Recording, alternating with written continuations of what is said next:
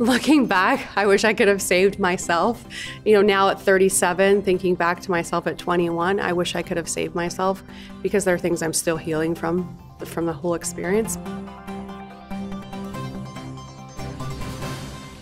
Hello and welcome to Ways to Change the World. I'm Krishnan Guru-Murthy, and this is the podcast in which we talk to extraordinary people about the big ideas in their lives and the events that have helped shape them. My guest this week is famous partly for her surname. Hugh Hefner is the surviving widow of Hugh Hefner, who led the Playboy empire. She's written a book called Only Say Good Things, which is one of the things he tried to make her promise as he was nearing the end of his life. It's subtitled Surviving Playboy and Finding Myself. It's a gripping read. Welcome to the podcast. Thank you for coming. Thank you. Thanks for having me. Now, on the back of this book, you've sort of said, well, I'll just read it out, in fact. I used to believe that the women in Hugh Hefner's orbit were glamorous and all-powerful, but then I became one of those women and I saw other women gazing at me with the same yearning, hungry, envious eyes I had. I wanted to say to them, this isn't what you think. I wanted to say to them, go home. I wanted to say, run. Yes. And you've been on a big journey. Absolutely. Big journey. Now, I think people need to read the story because, we can't précis the story in sort of 30 minutes, but there are some sort of key elements of it that I think I'd like to hear from you, in person, and I think would help people. I think we sort of have to start with, how you met Hugh Hefner and the party that you got taken along to by a friend. Why were you there and how did it come about? I had seen Playboy magazines when I was younger, and I flipped through and saw the women and thought they were the most beautiful, powerful women in the world. They must have the world at their feet. And I was inspired by the magazines. Fast forward, I was doing odd modeling jobs here and there, and a friend that I modeled with asked if I wanted to submit a photo to possibly be invited to a party at the Playboy Mansion. I never thought they would pick me, but I submitted my photos anyway, and I got picked. And so I went up with her Halloween night, 2008, and that was the night that changed my life. How old were you? I was 21.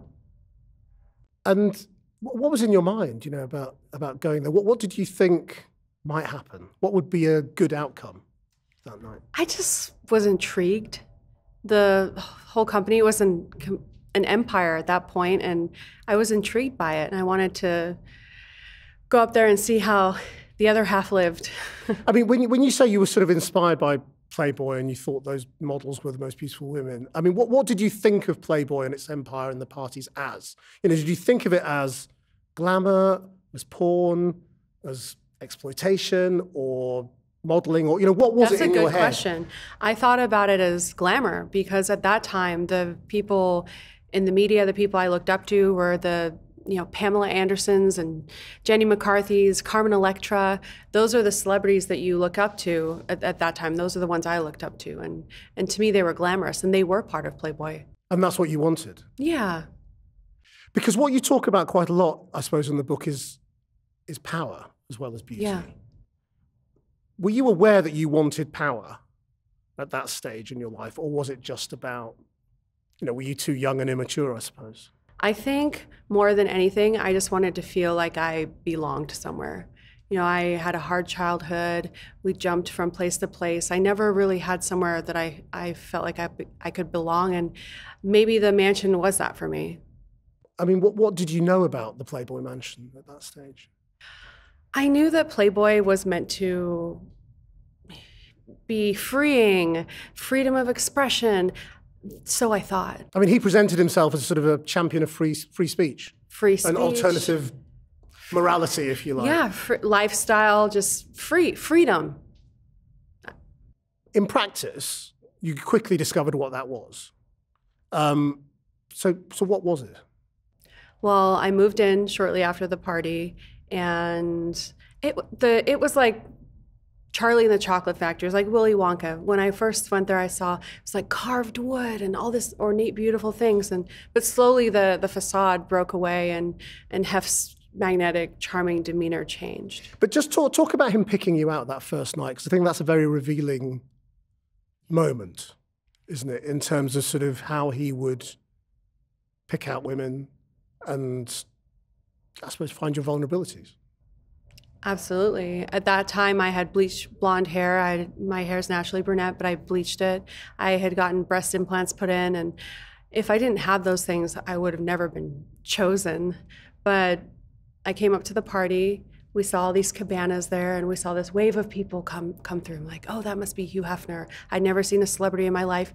And he goes into the cabana, and my friend and I go to the ropes. It's all roped off, and it's like looking in at the animal enclosure. You're on the outside, they're on the inside. And my friend was waving vigorously, and he looks over at her, and then his gaze fell onto me. And I just thought, you know, me? And then he let his security know that he wanted me to come in, and whatever Hef wants, Hef gets. And so I made my way into the cabana, and to me, that was an out-of-body feeling, because I'm like, now I'm inside this enclosure. And I'm like, what do I say? But I told him I was a student at San Diego State studying psychology. He said he was a psychology major at the University of Illinois, and it was magnetic, and yeah, it drew me in. So what did you imagine was going to happen that night? Did you think you were going to a sex party? I didn't know. I didn't know what was going to happen, but the first thing that happened was I was separated from my friend. She's brunette, and she's not white, so Hef didn't want her there. So he said, no, your friend can't be here. Do you think that's why he didn't want her there, or he didn't want you to have a friend with you? Both. I think both. Because that's what you identify, was it? That was a way of making you compliant. I think it was a mixture of both. And now I've left her, and now I've joined these other few girls that are all going upstairs with him. So at what point, I mean, do you remember at what point you kind of realized what was going on? Hef invited me into the house, and he said, we have movie nights, you can stay through the weekend. I'm like, oh, that sounds great. And so we all started going into the house, and I didn't know where we were going to be going next. I didn't know if there was sex involved, but as soon as we got into the house, into the Great Hall, we immediately started going up the stairs. And at that point, you think what? We must be going to Hef's bedroom. And you were prepared to go along with that? Or yeah, I was prepared to go along with it. You know, at the time, looking back, I wish I could have saved myself. You know, now at 37, thinking back to myself at 21, I wish I could have saved myself, because there are things I'm still healing from the whole experience. But I went up there with other girls, twins, they were 19, and yeah, another girl that was there, and we all went into Hef's bedroom, and he definitely expected sex. Yeah. And I'm like, oh, the first night we just met, but that's just who he was. I mean, this is a man who used to pop up on television in this country on chat shows and talk shows and present himself as a celebrity, as basically a sort of a harmless figure. Mm. And what you have portrayed him as is pretty vile, really. I mean, you know, a man who preyed on other people, on women, and exploited young women.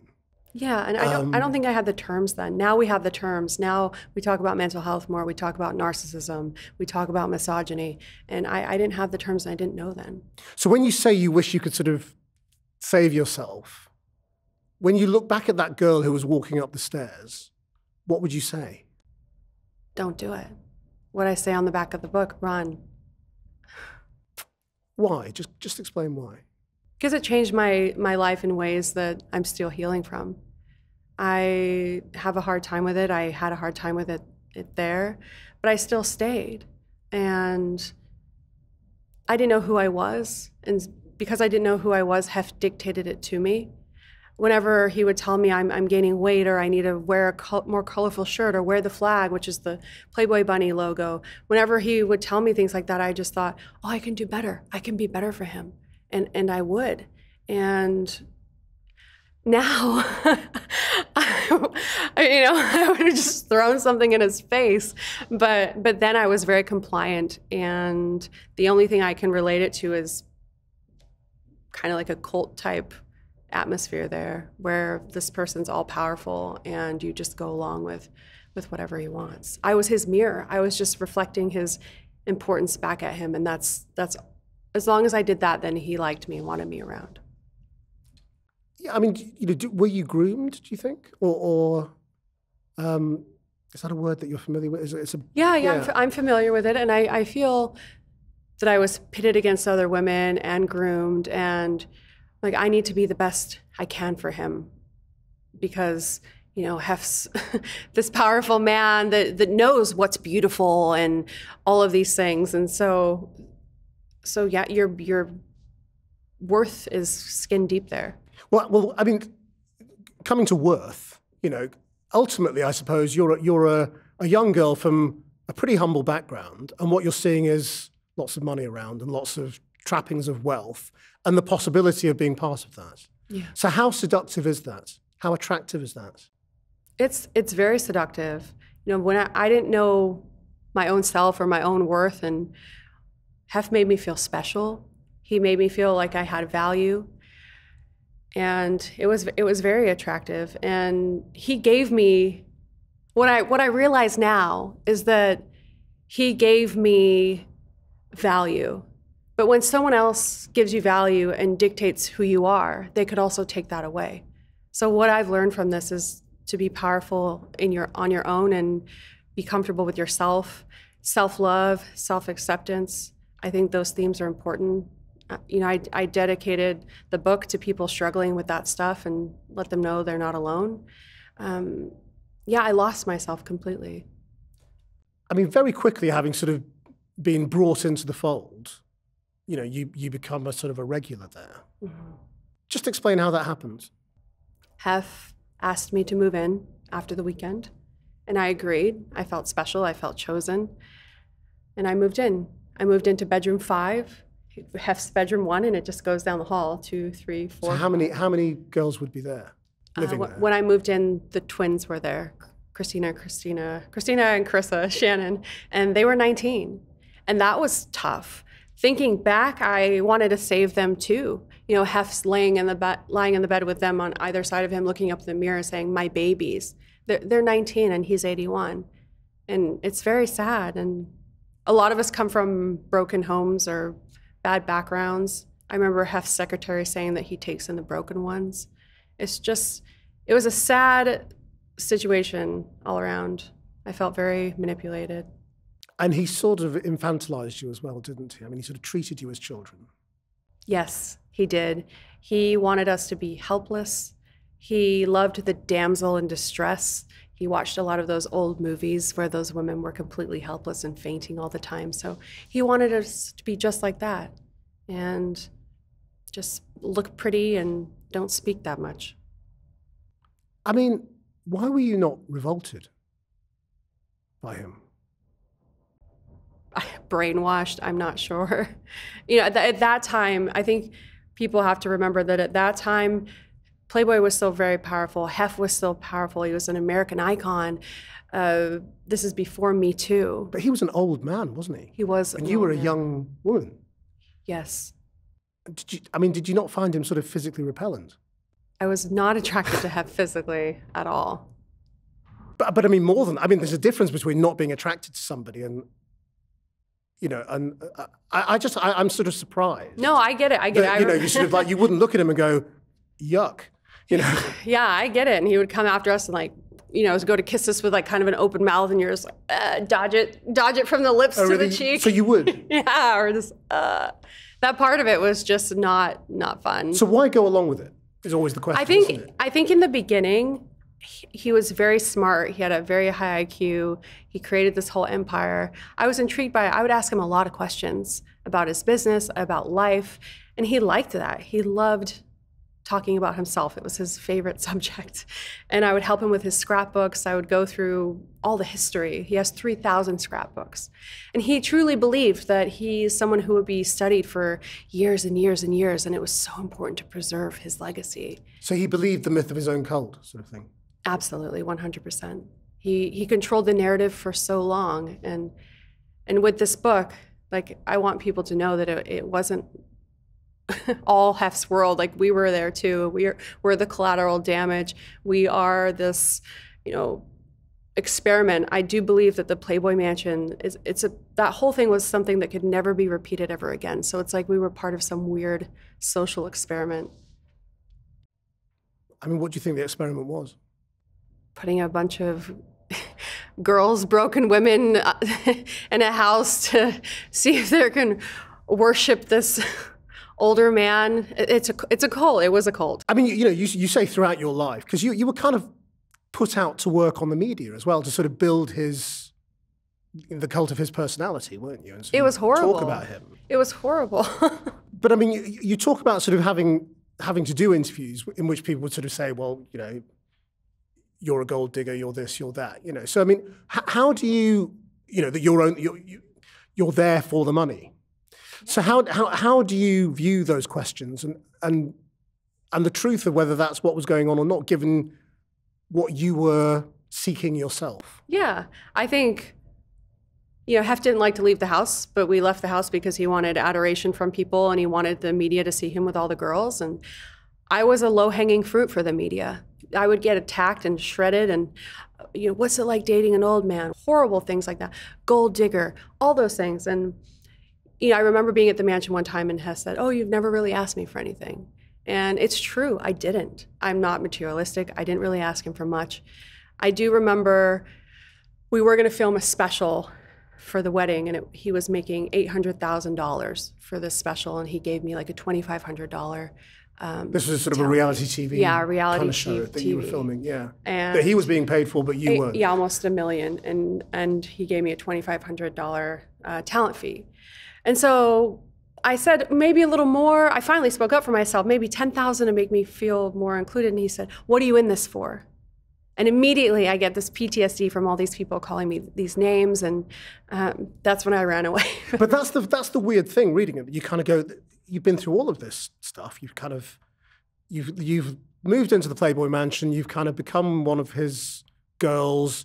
And the thing that makes you want to run away is not being paid a proper fee for a reality TV episode. Absolutely. It's kind of odd that that's the thing that made you snap. It is, because given everything else that you had done along the way. I think all the objectification and then thinking like, okay, Hef's controlling in every single way and he's profiting off of us. He's profiting off of, I say us because there were always girls in and out. So why was it that made you realize that he was, because he was always profiting off you, wasn't he? That you were the things that made the myth real.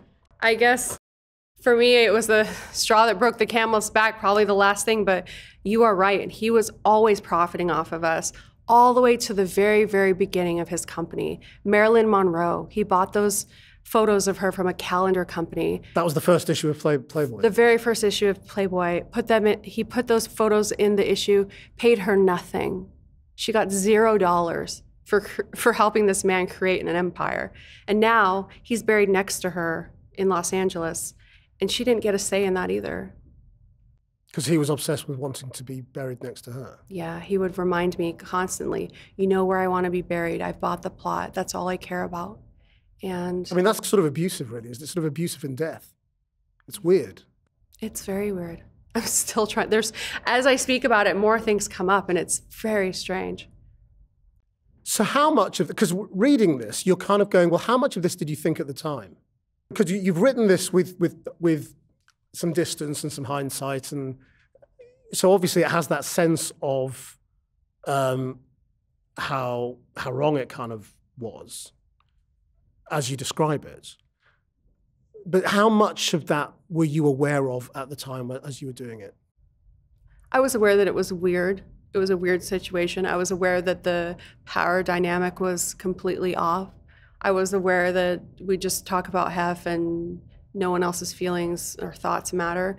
I knew something was off, but it wasn't until I had space where I realized the narcissism and the misogyny, and the Me Too movement helped me justify what had happened there. And just explain that. How did you relate to the Me Too? Well, Hef's friends would come up to you and be like, give me my hug, and like press themselves as close as they can. And then they'd go to the next girl, and they were all perverts, like 99% of the people that came through there. And you just think, oh, this is just how people are, because that was my bubble. That was the world. They would just grab you, press themselves against you. My friend recently sent me a video, and one of his friends was saying, oh, give me some. And it's disgusting. And once Me Too happened, I thought, okay, this isn't behavior that's normal. This isn't how a real man behaves or real men behave. And it helped me feel more justified in knowing that I was right, and that,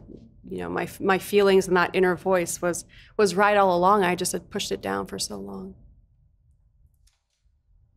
I mean, did it really take the Me Too movement until then for you to realize that? It took Hef's death. It took Me Too. Before Hef died, you know, I felt super trapped, but by then I already had millions of dollars of my own, and I remember talking to my mom and saying, I can't leave him. Like, he needs me. And I stayed to the very end.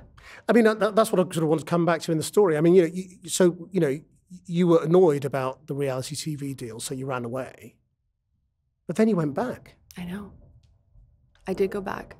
I mean, why? I don't know. Why do people return to cults? I'm not sure. I think I just, like, oh, maybe this is where I belong. Maybe this is where I need to be. And I ended up back there. Because there are a couple of moments in the book where you just kind of say, I went back, we decided to get married, but you don't say why it happened or how it happened, and it's kind of confusing as a reader, because you can't, really, why? What are you doing? You know, it's just like, is what you're thinking. I think it's my people-pleasing nature. I think I had no boundaries. I only recently learned what a boundary was in the last couple of years. And I thought, oh, Hef misses me. I felt wanted and needed. And I thought, if I go back, like, I'll do things differently. And he did respect me more when I came back. He did. And I think it took me leaving for him to realize that people can walk out on him. And he treated me better, and I was more myself once we got married. And I ditched the bleach, and I got rid of the implants, and I think he respected me more. And I would really hope to think that he learned some type of lesson before he passed away. But what were you marrying for? Because you said you weren't in love with him, and he was probably incapable of knowing what love was. You weren't really marrying for the money, because you had a sort of very restrictive prenup agreement. So why? I just know that's what he wanted, and I thought, oh, maybe he wants a good PR story, like, before the end of his life. So I just went along with it. I really just went along with it. And I do remember picking out a pink dress to get married in, and thinking to myself, oh, when I get married for real, I'll wear white. And so part of me knew it wasn't real. It wasn't real. And I just went along with it. And, you know, I've had a lot of women write to me since this book, and they say that they were in a narcissistic relationship, and they try to leave and they come back, and it's this push and pull. And when they finally get out, they're free, but until then, it's hard to explain. No, I think that's the point, that as you're reading it, you're aware that there are women, well, probably and men to some degree, but certainly women, to whom this is kind of happening all over the place. To a different degree, you know, maybe not in the same way in the public eye, or, you know, but that kind of abusive power relationship driven by money, and it's kind of happening all the time. Do you sort of understand what made you vulnerable to it, and therefore how you could help others avoid it? Yes, it was not knowing who I was. It was being small for so long, being small to fit in. My mom and I had nothing after my dad died. You just think everyone that has some kind of money or something is better than you, and you just stay small, and you to stay safe. And I didn't have any power of my own. And I think if I did, I wouldn't have ended up there.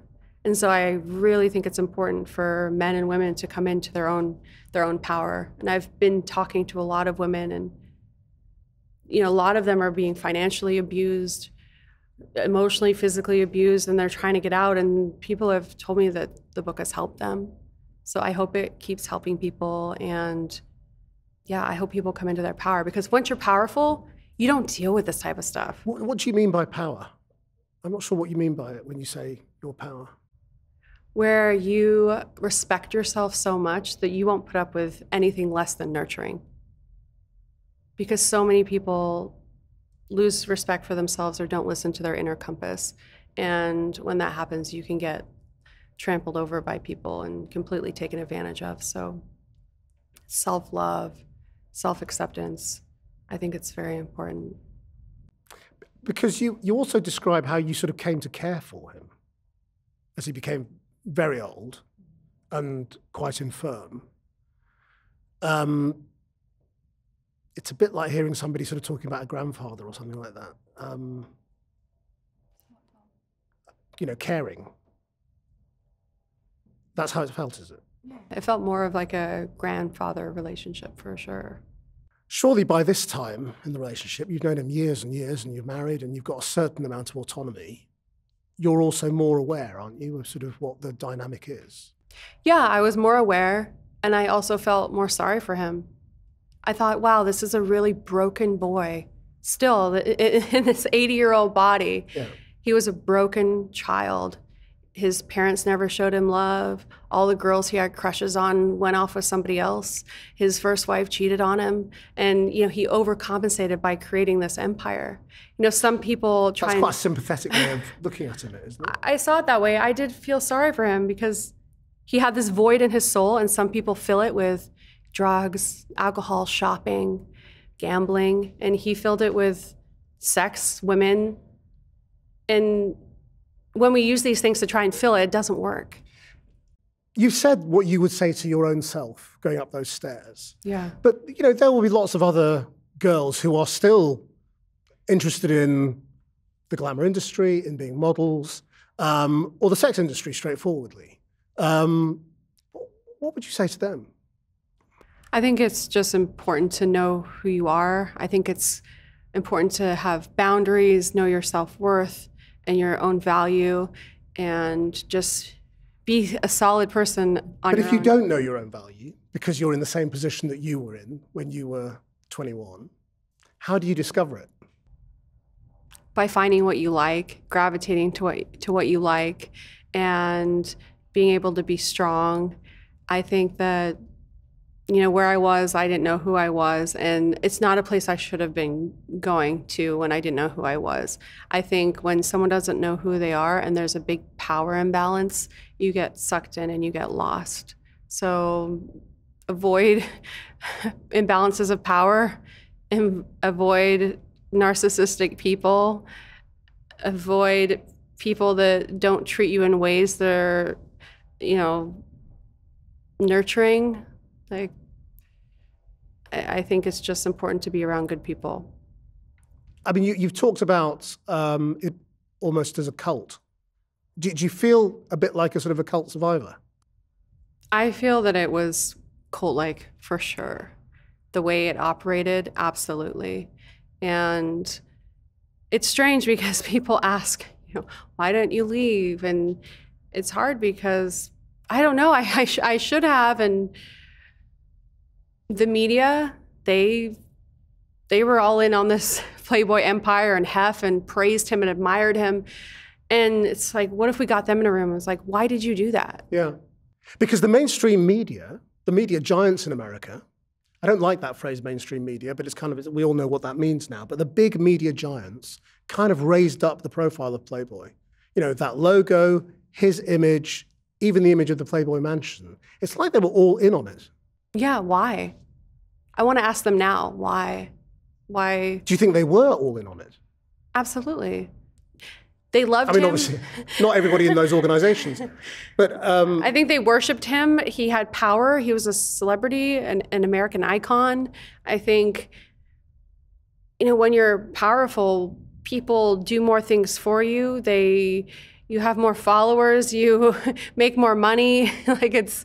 Because the thing about Playboy was, it's sort of, or Hugh Hefner and Playboy, they presented themselves as the sort of the tasteful end of glamour rather than pornography.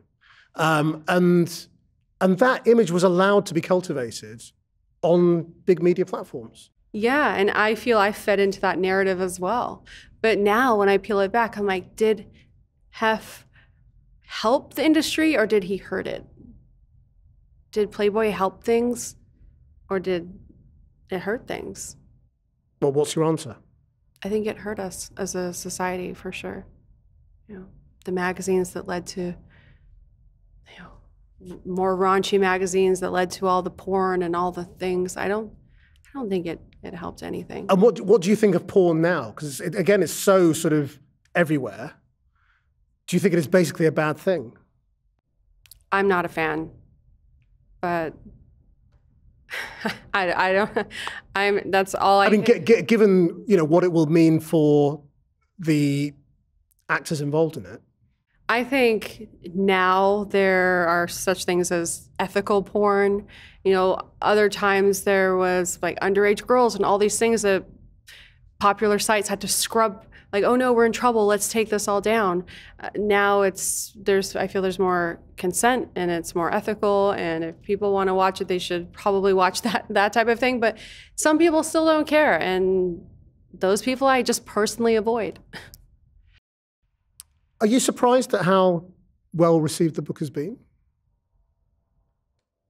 Yes, it's had great reviews. And yes, yes and no. I think I was small for so long, and I was afraid for so long, and now I'm telling the story. I didn't know how it would be received, but it's been received very, very well, and I'm very proud of it. And it's the truth. So I am happy that people are receiving the truth well. I mean, one of the questions I was wondering while I was reading it was, why on earth are you doing interviews like this? Why? Because, doing interviews and media kind of was so much part of your exploitation in a way. Absolutely. And it was very damaging for you. So why put yourself through it again now where you come into the studio? I might have been horrible to you and asked you a load of horrible questions. Well, yeah. Why would you put yourself through that? Yeah, I know. And I'm someone who's introverted and just wants to go hang on my little farm in Hawaii. But I see this as showing up. Like, I'm showing up to hopefully help some people. And if I can do that, then my mission in life is accomplished. And I'm showing up to tell the truth. Just finally, if you could change the world, how would you change it? I would hope that everybody respect each other. Krishnan Hefner, thank you very much indeed. Thank you.